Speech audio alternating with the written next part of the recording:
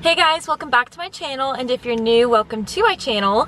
Today's Vlogmas video is going to be answering all of your questions about how I started a YouTube channel and like kind of the behind the scenes of my YouTube life, which I've been thinking about making this video for a really long time and I just never did. So here it is finally. But it is about to be sunset and it just started raining right when I got here, so that's super annoying. And also my voice sounds like not the best. Promise I'm not sick. I was out with my friends last night, like bar crawling and screaming a lot. So that's why my voice sounds the way it does. Also got this bruise on my hand. I think I like fell on it or something kind of awkwardly. But if you notice that, my hands are not dirty. I'm just a mess today. Today we're gonna be talking about my life as a YouTuber and how I monetized my YouTube channel and all of those YouTube questions. So let's get right into it. So before I start answering the questions, I'm going to just basically give like a little timeline of like how this all played out, and then I'll get into answering the questions. So basically I started my YouTube channel back in July of 2019 when I posted a video when I toured UTMB campus for the first time.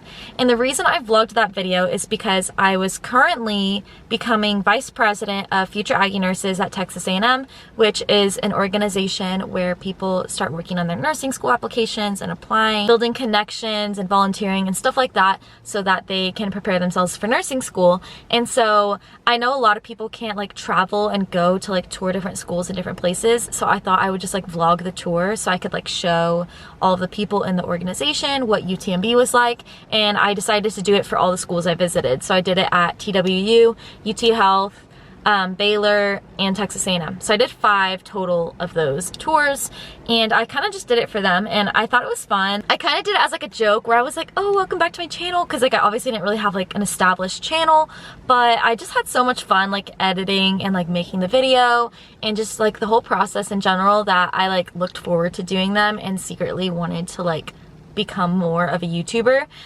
So I started posting videos about like my health, taking my shots and doing like a little tutorial, and like how I studied for my ATITs exam, which if you didn't know, that's the entrance exam for nursing school. So that just kind of like opened up my like audience a little bit more.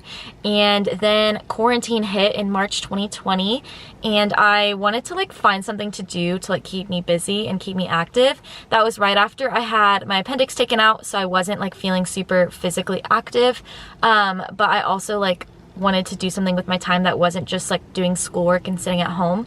So I tried to make like fun little challenges and little trends to do with my family while we were on lockdown. So I posted those, and little by little I just got more and more into it. I ended up vlogging my very last semester of college, which is really special because now I have my last semester and like getting my Aggie ring and graduating all documented for like the future, which is really fun. I also rushed a sorority during that semester, so I have my sorority rush up there, which that did really well. And then my channel fully actually kicked off though, truly, when I started nursing school in January of 2021. So by the time I started nursing school, I probably had about 600 subscribers, and they would come like here and there. I baked cake every time I got 100 subscribers, and like I usually had to bake a cake every couple months or so, like it wasn't consistent.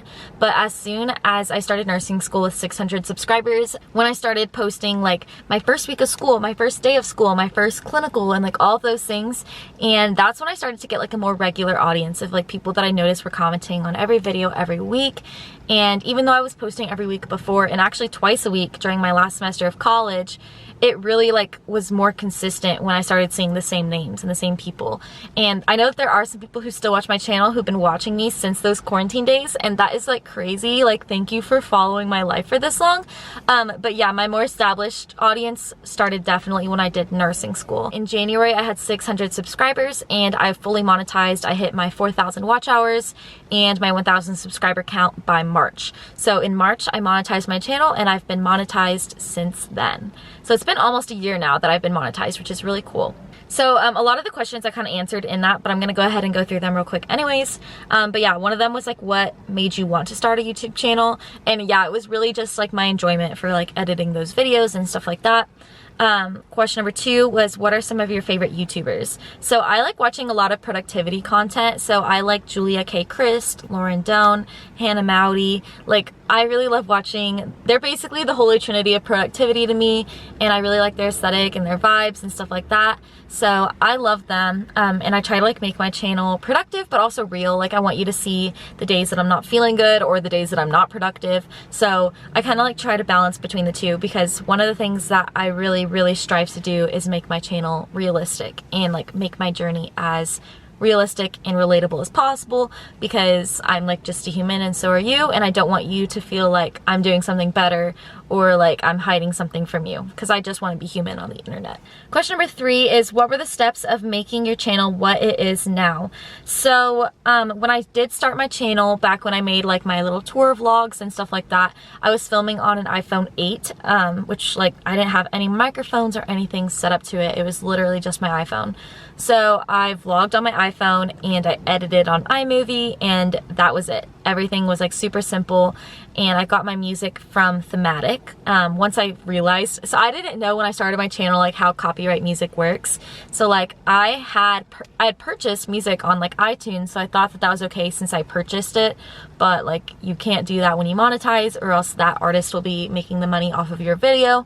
So I ended up starting to use Thematic as my copyright free source of music, and I still use Thematic to this day. So yeah, I used my iPhone from July all the way till about June of 2020. So yeah, I guess 3 months into like my consistent weekly posting when quarantine started in March. I got a camera for real in June, and it was like a birthday gift because my birthday's in June. I currently film on the same camera that I got that year.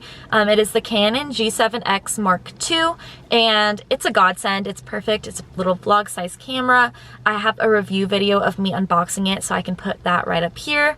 But I love this camera. Honestly, it's just perfect. It's super easy. It's super light.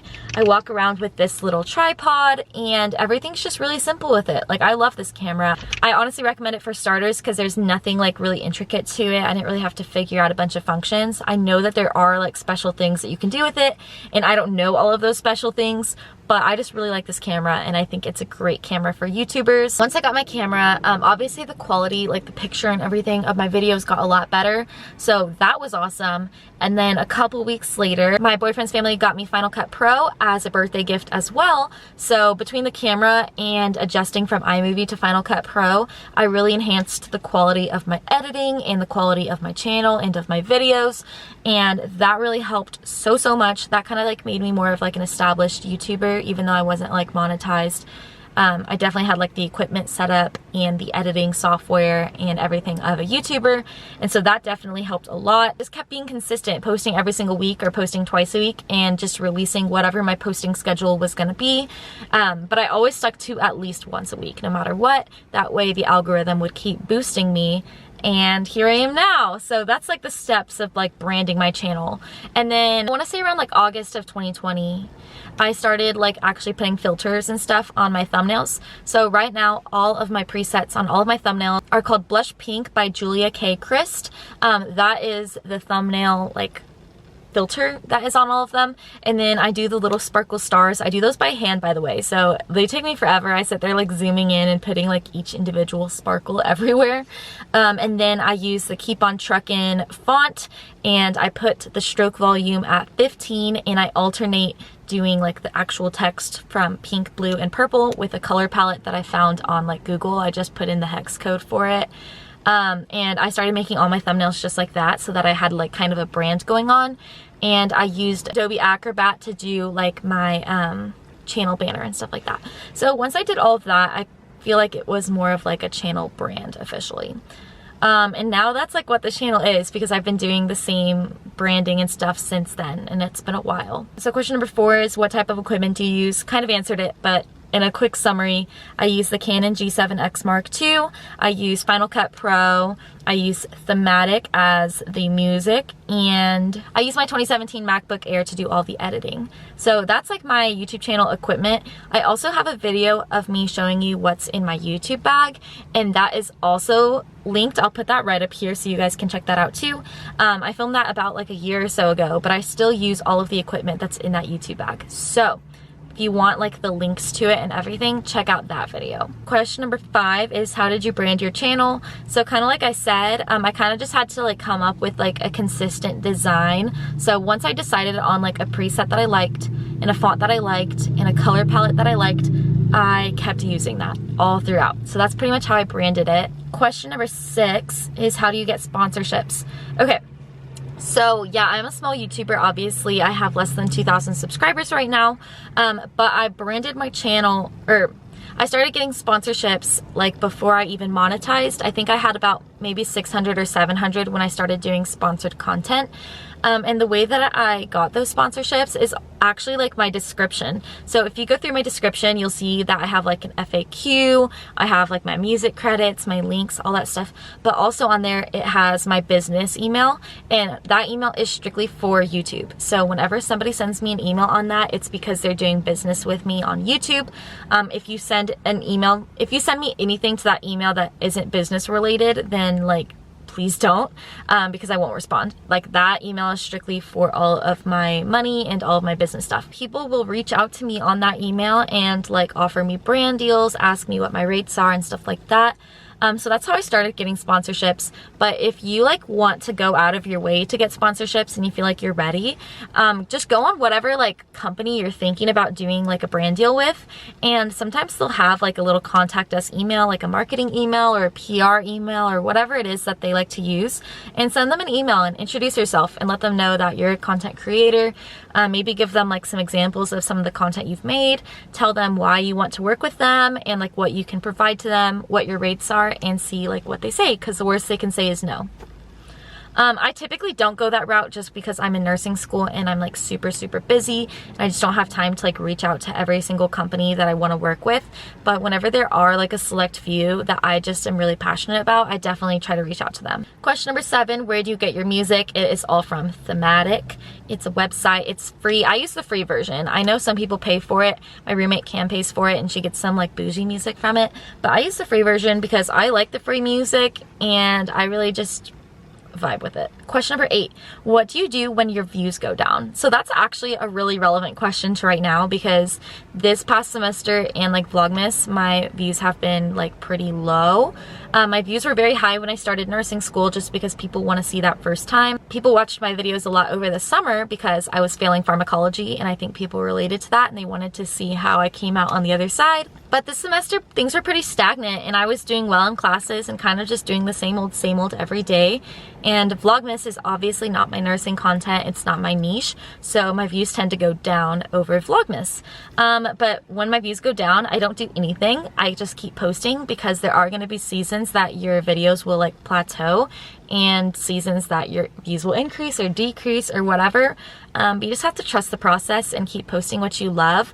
If you're posting just for views, you're probably not going to get views because you're not going to sound very human. You're not going to like translate to your audience very well. So I don't do anything when my views go down, but I do love it when my views are up. This is my livelihood. This is what helps me pay for school. So of course I want my videos to do well and I want to be paid. But I also love to create, and I don't want to compromise my love for creation with my love for like money, if that makes sense. Okay, question number 9, how long did it take in total to monetize? So of like actually consistent weekly posting, it took just under a year to monetize my channel, which is pretty average, I would say. I hit my watch hours in January, I think, where I hit the 4,000 hours, but I had to hit 1,000 subscribers to monetize. So overall, in total, a year. And then question number 10 is, what are your future YouTube plans? What kind of videos are you planning to make? So you guys know, if you watch my channel, that I'm graduating in April. So right now I'm like posting about like applying for jobs, posting that like last semester. I'm going to be posting about moving away because I'm not going to be staying in Galveston when I graduate. I'm moving back to San Antonio. I'm going to be moving in with my boyfriend and starting life with him. So I will be posting like all of those life changes on my channel, which I'm really excited about. I don't know like what is going to happen with my audience and like who's going to stick around and how it's going to change, but life is life and life changes, and so I'm just going to go with the flow and share my life with you, which is what I love to do and what I've been doing this whole time. YouTube is amazing. I have truly enjoyed my time doing YouTube videos, and I don't plan on stopping anytime soon. I never thought that I'd actually have this like relatable audience. Like, I felt like maybe I could monetize my channel when I started.